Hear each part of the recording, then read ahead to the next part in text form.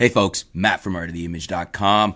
Exciting day here at Art of the Image. I know we're all waiting for the Nikon mirrorless announcements, but in the meantime, I've got a Nikon camera to review. The D7500. It's been out for a little while, but I haven't had it here for review yet, so I'm excited to get this baby out of the box and show you guys what it can do, play with it, take some shots, do some video. Basically, we're just doing an ongoing review of it because this is, for those of you that don't know, the D7500, we've got essentially a baby D500 here. Now, the D500 is Nikon's top-end DX or APS-C body. In other words, crop sensor, 1.5 times multiplier on the sensor as compared to 35mm full frame. And this gives you most of the goodness of a D500 for a less price in an arguably smaller and lighter body. Not that much smaller and lighter, but, you know, more of a value-priced DSLR. Now, you can probably see I've got this out here behind the box. So I've already pulled this out of the box. Haven't had the camera and everything out yet, but I pulled out the charger and the battery, as I usually do, and threw it on the charger so that we have a charged battery. Because actually, today I'm going to get out and do some shooting with this so I can start to show you what it's capable of. Let's get it out of the box. D7500, 20 megapixel DSLR. We've got warranty cards, manuals up top there, as usual. Below we have, this is the kit too. This is the 18-140 kit. So that lens will be in here. So here's our body right here.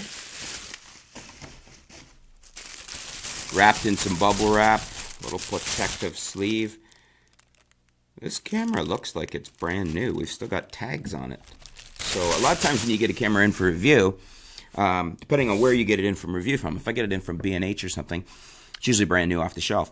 Often if you're borrowing them straight from the manufacturer like Nikon, somebody else has already reviewed it. But as you can see, this one's brand new. We got tags, we got stickers on it. Fantastic. It's always nice to have a brand new camera in here.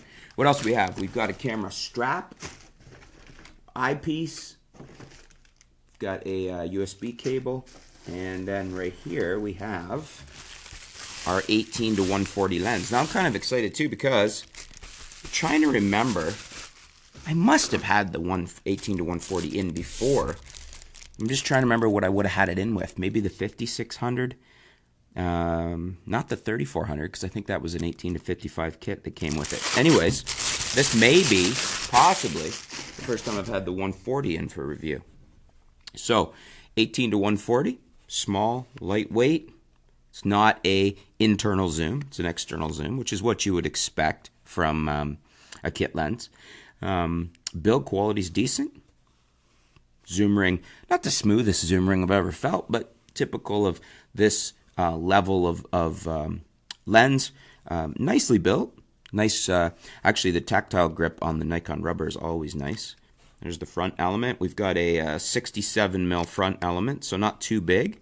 Not the smallest one, but again, we got a 140 here. So this is a decent walk-around lens. This is one of my top recommended Nikon best value lenses in the sense of if you're going to buy the 7500, you might as well get the kit and get this with it because unless you have a specific need for, say, a 2.8 like a Sigma or something, 17-50, this is a great all-round lens to go with it, and then you can use this for most applications and add a long and a wide and a fast prime such as a 50, and then you got a good standard kit, similar to what I spell out with the Canons. We've got the 4, the 10-18, the 50 f1.8 STM, the 18-135, so this would be very equivalent, 18-140, and then the 55-250. So if I was to do that in Nikon, just to give you a quick rundown, that would be the 18-140, the 50 f1.8G, probably their 10-24, the new DX, I think it's a 10-24, the AFP, and then on the long side, probably wouldn't be a 55, although we do have, what, the 55-300, I believe. So that would probably be my set right there. In any case, this is the camera, and we're going to have to go through and put the battery in and set it up because it's going to come out with, you know, you put a fresh battery in a brand new camera, it's going to want all the setup for language and whatnot. I should point out the 7500 does not have a fixed screen. It doesn't have a full vari-angle screen, which is what I would have preferred. It's what probably should have happened. Something similar, like just out of the parts bin for the 55 or the 5600 would have been sweet on here. But at least we do have a flip out screen with various movable positions. Not my favorite, but again, better than a fixed screen, which is what we would have, say, on a 7200. So let's get the 140 on here so you can see what it looks like. Line up our marks, and there we go. I guess what I should do, I've been talking about the lens, but the camera has very nice fit and finish. Some people talk about how you need the upper end cameras for durability and ruggedness.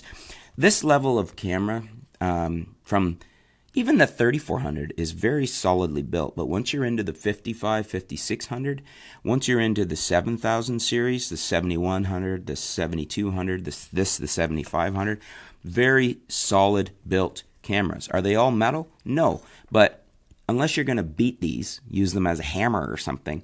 I mean, I've never broke one myself. I've seen people drop these. They've fallen off a tripod or out of their hand, and no visible damage to the camera. If anything, the only thing you're probably going to damage is your lens, and that's the argument for using a filter. I just tend to say use a hood so you don't obstruct your lens with a filter. But basically what I'm saying is the build quality on these is very, very good, and this fits perfectly in line. I like the layout of it. As I said, really my only complaint here, buttons, joystick, everything's good. It feels Nikon, looks Nikon. We got the dual command dials. We've got the one in the back and the one in the front. So that's an advantage of these upper level bodies where you got a dedicated dial for shutter and a dedicated dial for aperture, which I tend to prefer. But I'm okay with a body like the 55 or the 56 where you're toggling. But very nice body, very similar to, say, a 7200. If you're used to that style of body, you're going to get that here. The big deal is you get the pull-out LCD, but you also get with this, as I said, this is a baby D500. It's 4K, so we've got 4K on here. We're going to be playing with that. The big thing that you're not going to get out of here, even though it's 4K, is you don't get something like Canon's dual pixel AF system. So it's not going to be the smoothest constant video autofocus, but setting it up on a tripod and shooting something like this be perfectly fine. So it just depends on what your needs are, what you're trying to shoot. This level of camera still has a built-in flash in the body, as opposed to some of the higher end ones where you don't get the built-in flash. And, you know, people argue that either way as far as is that an advantage or is that just a pro body. But we've got, let me see here. Why are we not popping up our flash here? Probably because I don't have the settings set here. So, all right, so it was stopping me because I was in auto. I just switched it into program mode. When you're in auto, you really don't get any control of the camera. So I just switched it over to P, program mode, and now you can see we can pop up the flash. So there's your flash, which I'm going to double check, but I'm almost certain that this built-in flash can be used as a speedlight commander. So that is one of the advantages, even if you don't want to use this flash as a flash per se, in other words, to add light to your exposure, you can pop it up and use it as a commander for off-camera speed lights. So if you want to put a couple 700s, a couple of the 500s, the various Nikon speed lights off and about, you can use them as commanders. And I believe this will still command some of the off-camera brand speed lights like the Godox and the Neewer and the Yongnuo, because if they've got the command slave function built in, I think they will function with the Nikon system. Got to double check that too. And in fact, maybe I'll get one of those in for review and see how it works with using a commander Nikon or just the built-in flash as commander. So anyways, you can see the batteries are in now. I did take a second to set it up because it was locking me out until with the screen because it wanted to be set up. So we just set the time, we set the date, format, we set our region, so we set it to, for us, New York, Toronto, and we're ready to go. So I'm going to be out shooting with this today, so I'm excited to get that going. I got one more lens in with this to show you, so stay tuned for the next video. If you guys have any questions about the 7500, leave them in the comments below. I'll see if I can get to them. I'll see if I get them answered for you. If it's something I don't know, I can check with Nikon. But I'm excited to get out in the field and try this. If you have a 7500 or you've shot with one or you've owned one, let us know in the comments below. What's your experience with the 7500? How do you like it? pros, cons, let us know. Looking forward to hearing what you guys have to say. If you have any tips or things you want to point out for me, happy to see that too. Thanks for tuning in, folks. Stay tuned. We'll be back soon here at ArtoftheImage.com. Thanks.